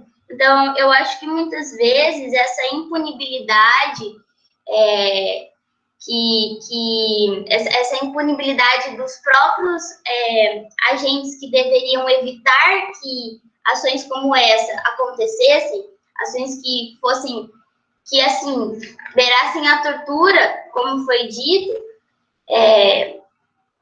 não aconteceriam se, de fato, internamente elas não ficassem, vamos dizer assim, impunes. A gente sempre espera alguém falar alguma coisa pra gente, e aí a gente decide se vai acatar ou não. Mas eu acho muito triste isso. E era só isso aí mesmo. Maravilha, Micaele. Muito bem. Vamos agora, como a gente está com o tempo bastante avançado, queridos, eu quero oportunizar a fala para todo mundo que tiver interesse ainda, né? Então, agora a Karen e depois a Camila. Karen, a palavra é sua. Estou aqui, professor. Tudo bem, Karen? Tudo ótimo. Então, pode falar. Assim, professor, eu queria pontuar bastante sobre a questão dos direitos humanos, de que eles sempre batem na mesma tecla, como já foi dito, só que casos como, assim, os de que a gente assina, eles acontecem no cotidiano, né? Eles acontecem o tempo todo. E pela obrigatoriedade, o Brasil não sofrer nenhuma sanção, eu queria, assim, levantar o ponto de que isso é muito bárbaro, porque, por exemplo, eu achei mesmo um caso de que, olha, foi a publicação da matéria, da reportagem que eu estou lendo, é da data de ontem, e, por exemplo, a matéria diz o seguinte, que a criança ela foi estuprada pelo padrasto e pelo vizinho, e a mãe, quando chegou em casa, soube do que houve pela criança. O que aconteceu? A criança foi espancada pela mãe com marretadas nos joelhos, na cabeça, para que ela incriminasse só o vizinho. E desse ocorrido, chamaram a polícia por conta dos gritos. E o que aconteceu? O Tribunal do Crime interveio, o famoso Tribunal do Crime. E o caso foi resolvido no próprio Tribunal do Crime. Os 2 homens que abusaram das crianças foram executados e a mulher ficou livre, só que quando a delegacia interveio, na verdade, acabei de ler aqui, acabei de me recordar que o Tribunal do Crime também puniu a mulher, eles deram marretadas e socos na mulher para punir ela também. E na delegacia foi apuradas as agressões para culpar apenas o vizinho, livrar o padrasto. E eu acho que, assim, crimes bárbaros como esses acontecem na favela o tempo todo. Mas essas coisas acabam passando despercebidas pelo Tribunal de Direitos Humanos. São coisas que ficam pouco pontuadas. E o Brasil pouco se importa com isso, porque como a própria recomendação de direitos humanos falou, nesse caso julgado, dentro da favela há um estigma muito grande de que a vida dos favelados não é tão importante assim. Então, por exemplo, dentro desse lugar tem a própria lei e ela acaba sendo eficaz, né, da sua própria forma, porque o próprio sistema, tanto do país quanto da corte, deixa muito impune. Porque o Brasil não fez nada, entre aspas, a respeito sobre o caso Nova Brasília, e também, até agora, nada foi feito sobre o caso dessa menininha que eu vi. É uma criança, sabe? E é um crime bárbaro. Então, eu queria pontuar que a barbárie, ela está presente no dia a dia dentro desses locais, mas é pouco vista porque é feito com descaso dentro do nosso país. Volta naquela questão de que se você não vai cumprir o tratado, se você não vai ser sancionado por isso, porque você assina o tratado, não é mesmo? Só que, já que o Brasil assinou, já que ele é obrigado a cumprir, onde está a punição do Brasil pelo que ele não fez pelo seu povo, sabe? É isso que eu queria acrescentar. Obrigada. Maravilha, Karen. Realmente é uma questão que chama bastante a nossa atenção, o fato de ter a comprovação sobre alguns erros, né, alguns equívocos que o Brasil acaba tendo no seu sistema de justiça, muitas vezes, e o fato de não termos uma sanção eficaz, uma punição, até do ponto de vista pedagógico, né, para ensinar mesmo que aquela prática é errada, que ela não deve acontecer. Bom, gente, mas para a gente encerrar, na verdade eu tenho 3 inscritos, né? Beatriz Marcolino, Camila e Jonas. Então, Beatriz, a palavra está com você.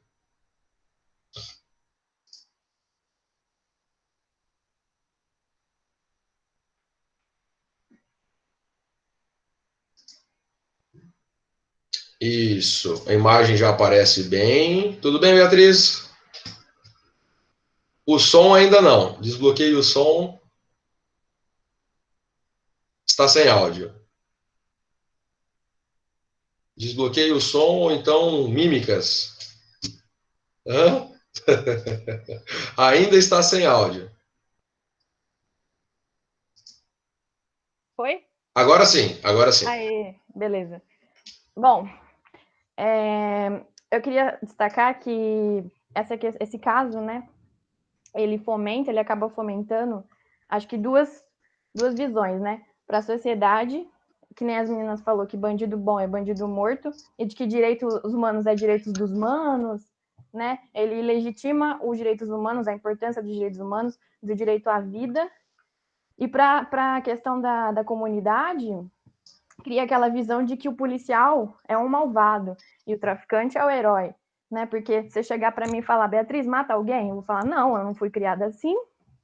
Agora, a criança que cresceu vendo as pessoas, policiais matando, chegando e matando, né? Policiais agindo de forma arbitrária, acaba criando essa visão de policial herói e assim, perde totalmente a visão, né, que tem que ter da importância da vida. Então, eu acho que acredito que fomenta uma coisa muito errada, as atitudes da polícia, como aqui aconteceu nesse caso. Agir com essa falta de respeito à dignidade, né, da pessoa humana, e legitima tudo que o direitos humanos ele quer passar para o mundo no geral. Então, eu queria acrescentar isso, de que cria essa visão de o traficante é meu salvador. Para a criança, então, cria um ciclo infinito, né? Matou um menino de 14 anos na favela, que era traficante ou não era traficante, porque não tem só pessoas ruins na favela, né? Tem pessoas boas. Então, vai vir outro, vai colocar outra pessoa no lugar dele, um de 12, um de 10. Então, eu acho que as pessoas elas têm essa visão muito errada, de que bandido bom é bandido morto, mas sempre vai ter esse ciclo. Enquanto não for mexido antes, sabe, no momento de criação, de educação, o Estado investir na educação, acho que sempre vai ter esse ciclo. Vai matar um ali, vai repor outro no lugar dele. Então, eu acredito muito nisso. É isso que eu queria falar. Muito bom. Bom, queridos, essa é uma questão, né, interessante também em relação à cultura, à estigmatização que acaba tendo nesses casos. E como o nosso horário está bastante avançado, nós temos agora Camila, Jonas e Gabriela. E aí eu acho que por hoje já está suficiente, né? Então, Camila, suas considerações finais.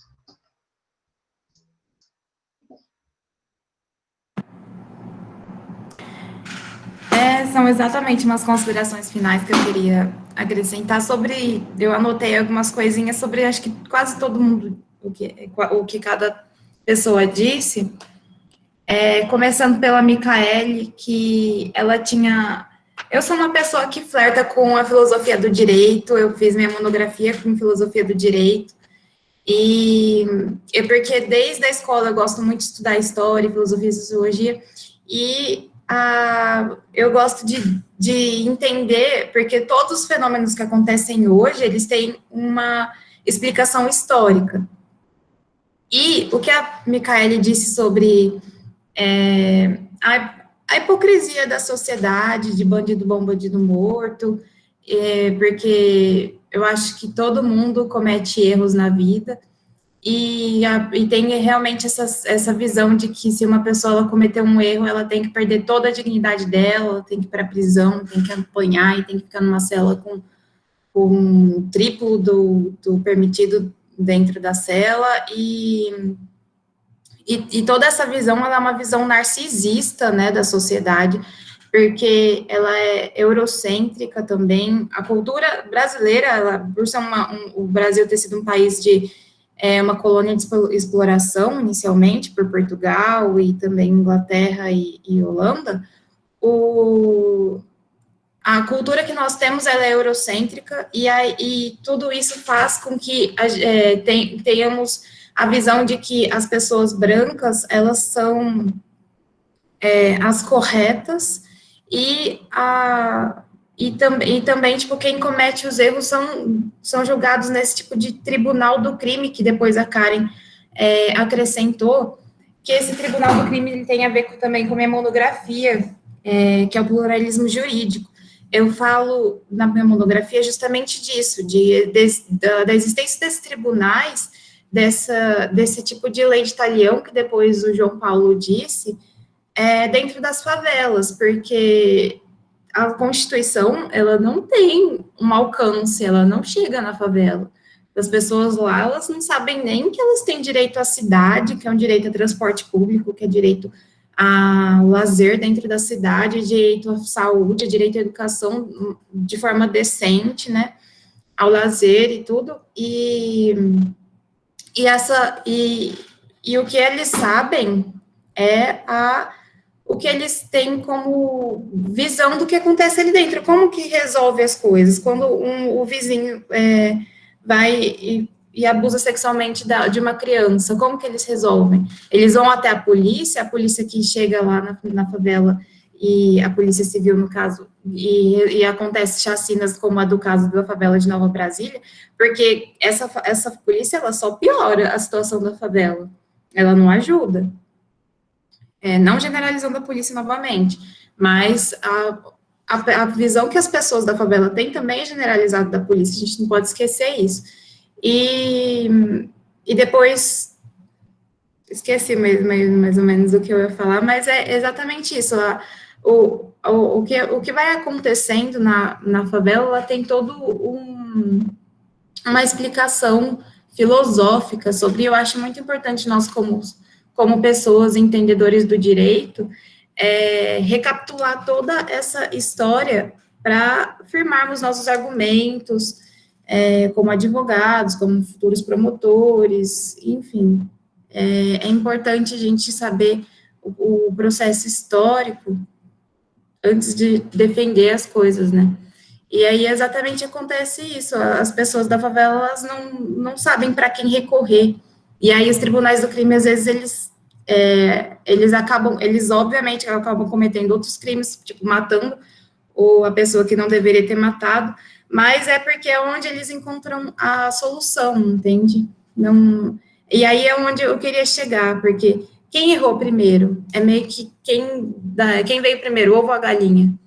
Eu acho que o processo que os tribunais do crime, eles existem, porque o processo histórico aconteceu de forma que levou esse tipo de situação, se fosse necessário, entende? E quem errou no começo foi o processo de colonização e a falta a negligência estatal, a falta de assistência sobre todo esse acesso à polícia, acesso a todo esse tipo de coisa. Acho que era isso que eu queria acrescentar. Maravilha! Rapidamente, Jonas. O professor está me ouvindo? Ouço bem, Jonas. Tá. A observação é sobre a parte de legislação, atividade legislativa, que eu sempre vejo nesses casos é que acaba tentando se solucionar o problema com uma edição de uma nova lei, né? Ou até como eu vi aqui na sentença, uma recomendação de se alterar um procedimento, tirar aquela padronização que os policiais botam lá como ato de resistência, e o que eu vejo assim, o que precisa é cumprir a lei, né? Até emendando o que foi falado, que o Brasil não cumpre os tratados, não cumpre a própria Constituição. Se o Brasil cumprisse a Constituição e os códigos penais, tanto o comum quanto o militar, nada disso ia estar acontecendo, ou seria bem minimizado. Então, acho que a atividade legislativa não é o caminho, né, vamos dizer assim. Mas agora, uma pergunta prática que eu queria deixar aí até para pesquisar ou responder posteriormente, e eu não vi aqui, não houve deslocamento para a Justiça Federal, né? Ou houve? Então, se não houve, por quê? Essa era a minha pergunta. Maravilha, Jonas. Mas você fala em relação à questão por ser de direitos humanos, a questão da deslocação da competência. Até para evitar porque o que percebe-se que deixaram prescrever, né? Obviamente, as investigações não andaram para frente, eu acho que todo mundo é culpado aí, o juiz que arquivou, o MP que não agiu, sei lá, o negócio passa 20 anos e não tem nenhuma pessoa, nada feito. Então, por que não foi para a esfera federal isso aí? Jonas, até porque a denúncia é antiga, né, para a comissão. Sim. Muito bem colocado, uma boa observação para a gente refletir com mais calma, mas eu só complementando o que o Jonas colocou, basta lembrar que o caso do Carandiru não foi julgado até hoje. Nós não temos uma decisão definitiva, né, o massacre do Carandiru. Teve até a implosão do Carandiru, a Comissão Interamericana recomendou que fosse desfeito, né, aquela casa penitenciária, enfim, mas realmente às vezes fica uma situação, como o Jonas colocou, né, parece que em alguns casos não há uma boa vontade na resolução do problema, né? Então a gente percebe aí de todos os lados algumas resistências para resolver essa situação. Bom, gente, para finalizar, Gabriela. Professor? Oi. Vocês me ouvem? Me veem? Ouço bem, vejo bem também. Som e imagem ok. Professor, para quem não me conhece, meu nome é Gabriela, sou aluna do 4º semestre noturno aqui do Unitoledo, eu também sou estagiária da Polícia Civil. E o que vocês discutiram aqui eu vejo bastante na prática, principalmente no crime de tráfico de droga.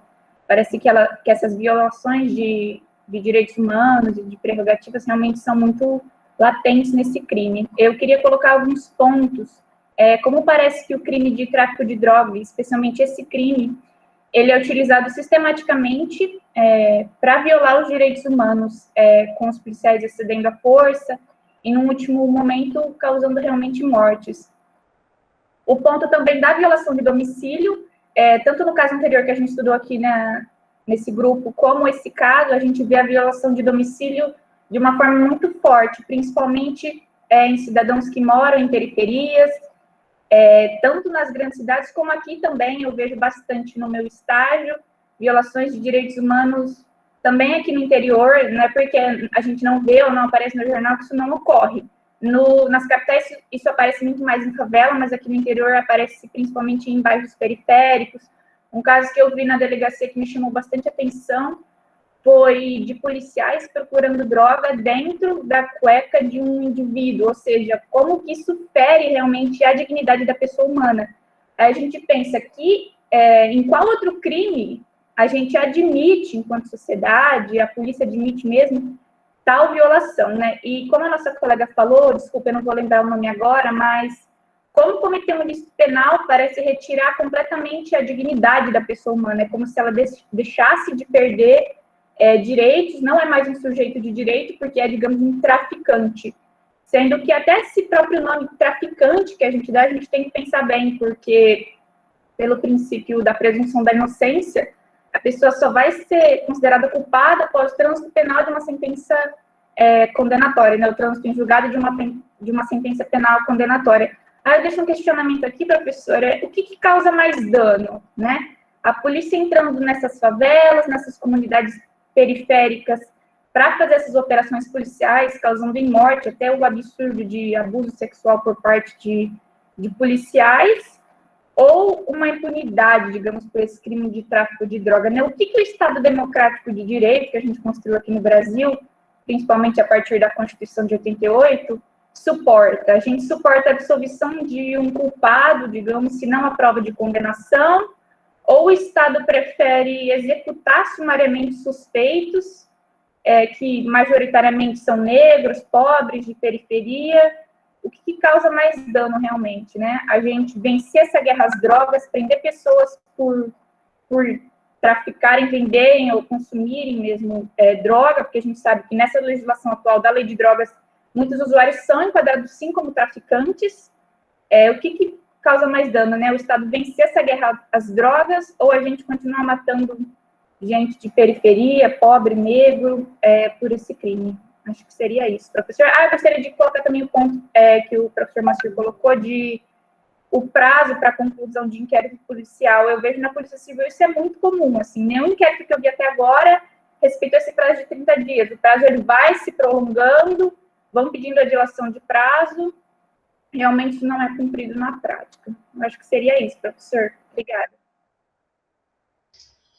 Parabéns, Gabriela, muito pertinente as observações, né? Algumas reflexões aí muito interessantes, porque realmente, queridos, o que eu acho que vale muito a pena, a conclusão principal, talvez, da reunião de hoje, é que nós estamos diante de problemas muito complexos, né?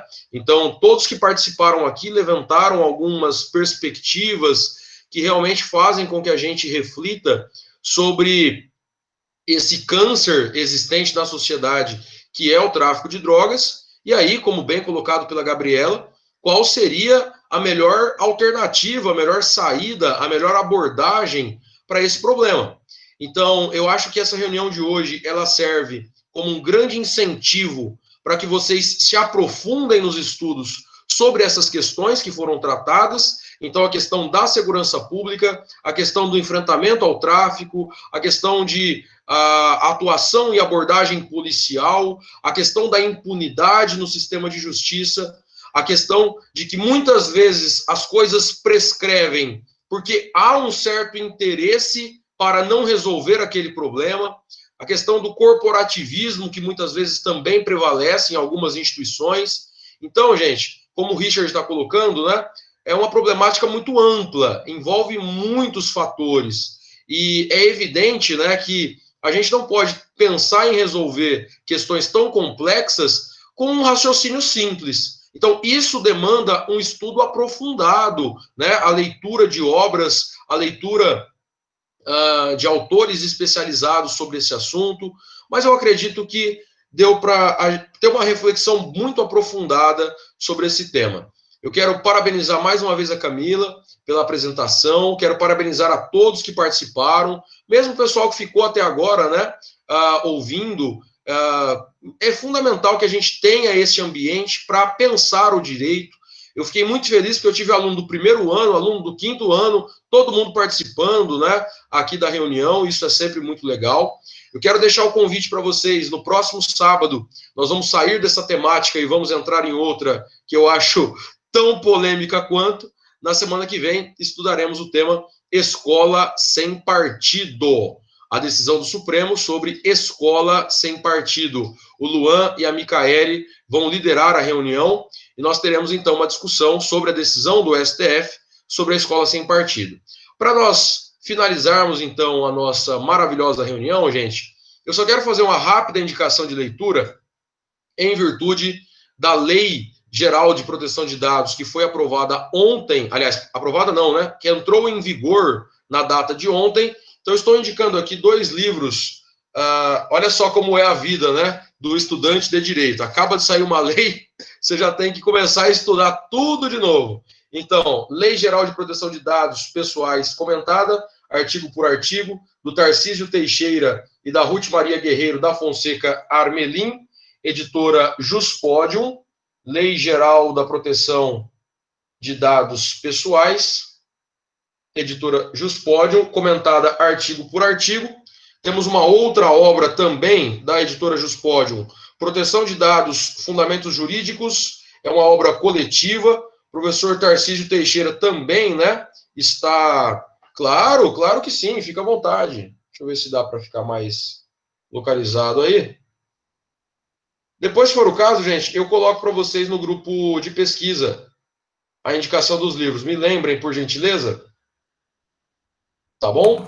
Não, a foto era para aparecer todo mundo. Quem quiser aparecer. Entendi. Entendeu? Agora eu entendi. Com certeza, Camila, vamos sim. Deixa eu só indicar mais alguns livros e a gente faz uma fotografia com todo mundo aí, para o pessoal que quer postar aí no Instagram. Eu sempre recomendo, né?